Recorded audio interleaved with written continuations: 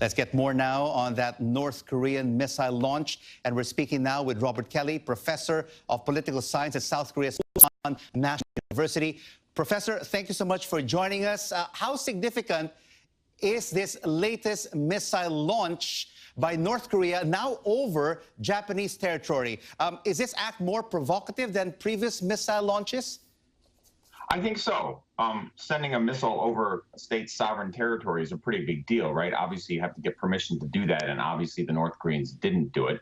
One of the concerns about these things is that maybe the North Korean missiles might not work the way they're supposed to. They might break up in flight or something like that, or there might be something wrong with something and they crash into something and land on somebody or hit a ship or something like that, right? I mean, we're lucky that the North Korean program actually works well enough that the missile actually traversed the territory without hurting anybody. Yeah, I see this as sort of a big step up. I think this will significantly help hawks in Japan who think that Japan needs more missile defense. The THAAD debate, for example, that's in Korea now, I think will come to Japan because of this.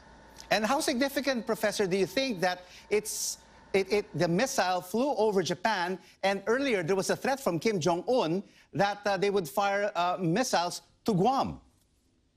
Yeah, that's right. I mean, this is all sort of part of the kind of recklessness that's gotten North Korea into the position that it's in. I mean, this is why we sort of continue to have these debates about North Korean behavior.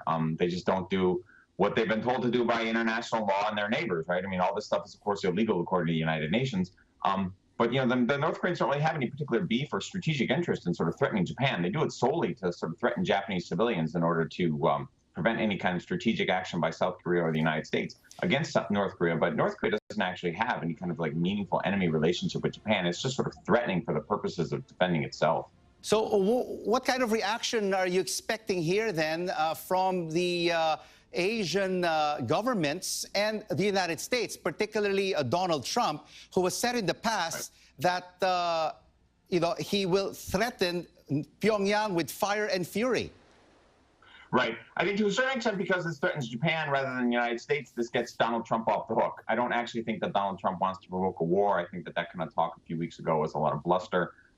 If the North Koreans tested near Guam, that would put a lot of pressure on Trump to respond. I think because this is Japan, this gives Trump sort of an outdoor, he probably won't say very much.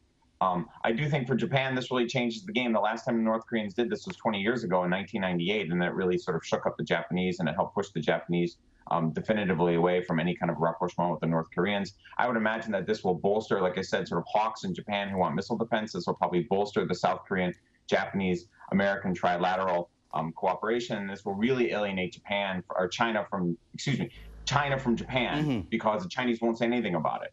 And of course, Prime Minister Shinzo Abe has called it a very grave situation and will basically hurt regional peace.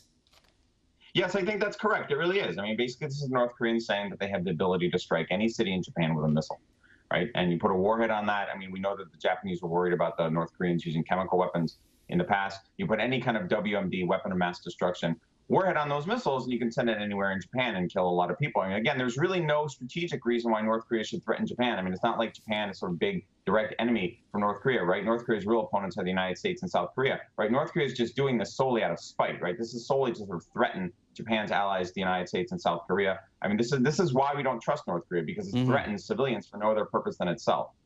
Thank you so much for your insights on this latest development. Robert Kelly, professor of political science at South Korea's Pusan National University.